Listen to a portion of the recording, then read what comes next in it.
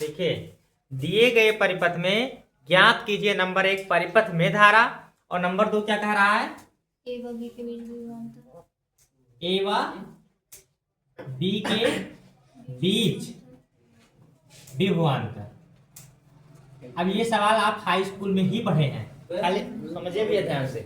ये 2017 में आया था, तो 2019 में आया है, 21 तो कोरोना था, 2023 में भी आया है और 2025 में भी आएगा। 2024 में आया था, 2 साल तो कोरोना था, और उसके बाद आपका ये आया है 2026। तो इस प्रकार का सवाल जरूर आ सकता है। आसान है, कठिन नहीं है, पर देखने में कठिन है। आपको पता है कि जब आपको हम बताया है कि देखिए किरचॉफ की धारा 2 नियम है। किरचॉफ के कितने नियम है? पहला नियम क्या है?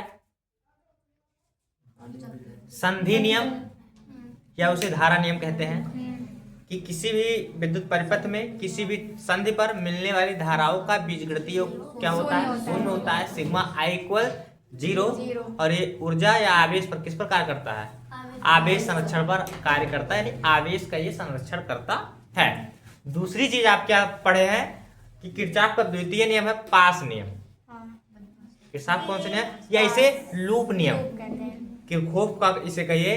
तो लूप नियम में आप यही पढ़े कि, तो इसमें क्या लगेगा? किरचॉफ के द्वितीय नियम के अनुसार, कि प्रथम नियम होगा द्वितीय नियम के अनुसार। अब देखिए, जब हम यहाँ पे दूसरा नियम लगाएंगे, किरचॉफ का दूसरा नियम होगा, तो आपको पता है हमको परिपथ में, परिपथ मतलब हो गया है कि A B C D total लेकर के हमें क्या निकालना है? इसमें क्या निकालना है? धारा निकालनी है। कि पूरे परिपथ की बात है, तो जो पूरा परिपथ है आप देखिए, पूरा परिपथ किस तरीके से है? कुछ इस तरीके से है। देखो बोल्ट यहाँ लगा है, एक बोल्ट यहाँ है, एक बोल्ट यहाँ, मतलब इस दोनों तार को अगर हम फैलाएंगे तो सब एक ही लाइन में होगा। सब किस में होगा? एक ही लाइन में होगा।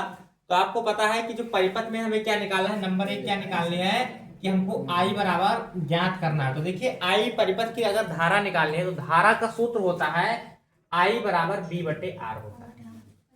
I बराबर क्या होता है? अब हमें ये निकालना है कि परिपथ में कुल विभव निकालना है और परिपथ में कुल धारा निकालनी है।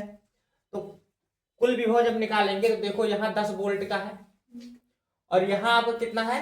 12 वोल्ट का। लेकिन यहाँ से ऐसे इधर को जाएगी धारा, ऐसे जाएगी ना धारा, एक ही दिशा में जा रही है, इसलिए जब इसका विभव निकालेंगे तो जुड़ जाएगा दोनों, E1 प्लस E2। तो I बराबर हमारा हो जाएगा यहाँ पे कितना है? 10 प्लस 12, ये तो होगा, क्योंकि दूसरा हो जाएगा। तो वोल्ट कितना होगा हमारा? 22 होगा। लेकिन उसके बाद में बटे क्या है? R है। अब R हमें देखना श्रेणी या समांतर, तो श्रेणी में लिया जाएगा। समांतर क्यों नहीं लिया पहले समझिए, क्योंकि आप समांतर के लिए इस प्रकार से पढ़े, जब कोई प्रतिरोध एक बिंदु x और दूसरा बिंदु y पे जुड़ा होता है, नहीं समझे, तब वो समांतर क्रम का होता है, इस तरीके से ना। लेकिन इसके संधि क्या है? अलग अलग, अर्थात ये एक ही परिपथ में जुड़े हुए हैं, तो उसका क्या क्रम होगा? आपका श्रेणी क्रम होगा। तो श्रेणी के लिए हम जोड़ देते हैं, तो कुल प्रतिरोध R कितना हो जाएगा? 6 प्लस 12, 12 6 कितना हो जाएगा?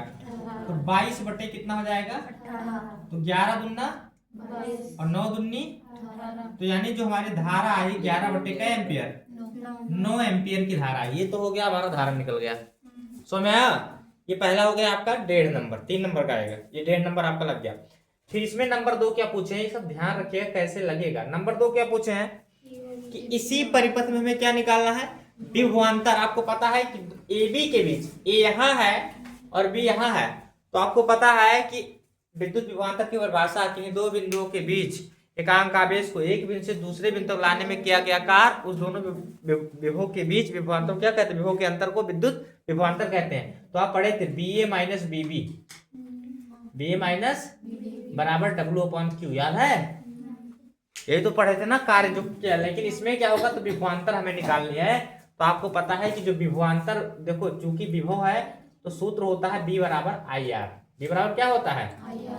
लेकिन ये किसके बीच कह रहा है? पहले ये देखिए, ए बी के बीच, ए यहाँ है और बी यहाँ है। अब ध्यान दीजिए कि ए यहाँ है लेकिन बी हमारा कहाँ है? यहाँ है। और सी, तो देखो इसके विभवांतर का मतलब होता है बी ए माइनस बीबी, बी ए माइनस बीबी। तो सूत्र पता है B बराबर क्या होता है I इंटू आर। तो अगर आपसे कहें कि BA बराबर क्या होगा आई आर यहाँ होगा तो I1 या R1 मान सकते हैं, इसको मान सकते हैं ना।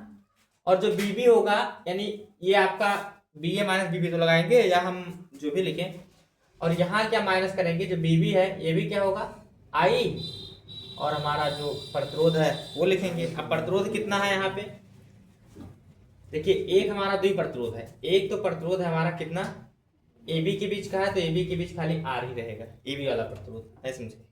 और AB क्या रहेगा I, और यहाँ क्या रहेगा R ही रहेगा।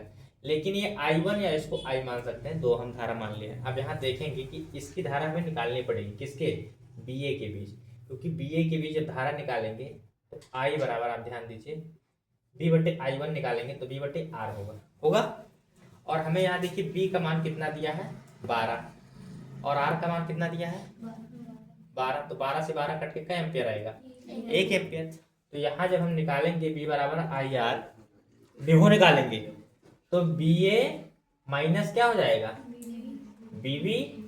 अब यहाँ देखिए I इंटू आर, तो I का मान कितना है 1 है और R का मान कितना है 12, तो इसका विभव कितना हो जाएगा 12 खाली होगा ना। समझ में आया कि लिखे वैसे, यार यहाँ का और लिख दे I1 निकला कितना 1, और R का मान हमें EB के बीच कितना दिया है 12 लिख लिया। फिर माइनस, अब खाली पूरे परिपथ की धारा, क्योंकि विभव में अंतर निकालना, तो पूरे परिपथ की धारा कितनी निकली है 11/9, और गुणे कितना हो जाएगा R कितना लिखेंगे 6 का लिखेंगे, 18 का लिखेंगे। AB के बीच निकालना है ना, विभव आपका R वही रहेगा, R 12 ही रहेगा ना। अब देखो 3 त्रिका 3 चौके, इसको सॉल्व करेंगे तो यहाँ कितना आएगा 12 एकम 12 माइनस 11 चौक 44 बटे कितना हो जाएगा 3, 12 3 36 माइनस 44 बटे 3, 4 में 36 घटा दो 8, तो -8 बटे 3 वोल्ट, इसका विभवांतर आ गया। तो ये होता है सवाल, समझ में आएगा कि ना, ऐसे हमको लगाना होगा, समझना होगा। एक हम बताए, दूसरा लाइए। तो देखिए लिखा क्या है, फिर से पढ़ो। दिए गए परिपथ में वोल्ट, अब देखिए वोल्ट मीटर किसके संधि से जुड़ा है AB संधि से, तो हम क्या लिखेंगे कि E1 सेल E1 के लिए इलेक्ट्रोड होता है ना, ये तो लोग, अरे इलेक्ट्रोड के बीच विभवांतर, अरे सेल E1 के लिए इलेक्ट्रोड के बीच विभवांतर, इलेक्ट्रोड के बीच विभवांतर। अब जो हमको विभवांतर ज्ञात करना, तो सूत्र होता है, सुनिए वाले ध्यान दीजिए, कि B बराबर होता है E माइनस I R। देखिए विभवांतर ज्ञात करना है, E का मान तो हम निकाल लेंगे। E का मान कैसे निकालेंगे, आपको पता है कि डेल्टा E बराबर, हमको पता है कि E2 मतलब जो E होता है E2 माइनस E1। सुनो देखो, E1 प्लस E2 होगा कि माइनस, पहले ही बताओ आप। ये धारा इधर से निकलेगी और ये धारा इधर से निकलेगी ना, तो बताओ कौन से, प्लस की माइनस, प्लस की माइनस। अगर ये एक ही दिशा में जाती तब प्लस होगा ना, अब टकरा गई है तो माइनस हो जाएगा, तो E1 माइनस क्या हो जाएगा E2, तो E बराबर कितना हो जाएगा 18 में से कितना घटा दे 12, तो E बराबर कितना आ जाएगा 6 वोल्ट आ गया। अब E का मान तो निकल गया, कितना 6, समझ में आया ना। E का मान कितना निकला है 6 ही तो निकला है। लेकिन अब देखो जो ये वाला E है वो आपका 18 ही रहेगा। कारण क्या होता है, क्योंकि जो ये वोल्ट मीटर जुड़ा हुआ है वो किसके बीच जुड़ा हुआ है AB के बीच ना, तो ये हमें E तो दिया है, समझ लीजिए यहाँ, नहीं तो अब गलत हो जाएगी।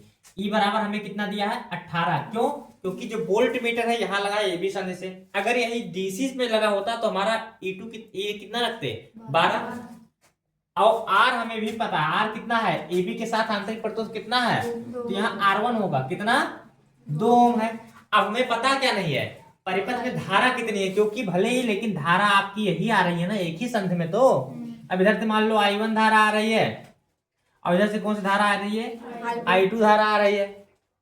अब ये दोनों जाएंगी, टकरा जाएंगी, तो I2 और I1 एक ही संधि में तो है, तो हमें धारा क्या निकालना है, यहां से धारा निकालेंगे सबसे पहले। और धारा निकालने का आपको पता है सूत्र क्या होता है, धारा जब निकालेंगे, क्योंकि I का मान नहीं बताते, सुनो सुनो, लिखा है डेल्टा E बराबर भी IR होता है। डेल्टा E बराबर क्या होता है, IR।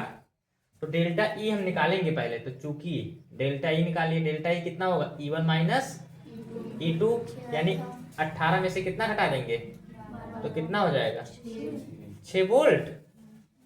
अब हमें क्या चाहिए, I तो निकालना है और R चाहिए, तो R भी आपको पता है। R ये परिपथ किस क्रम में प्रतिरोध जुड़े हैं, श्रेणी।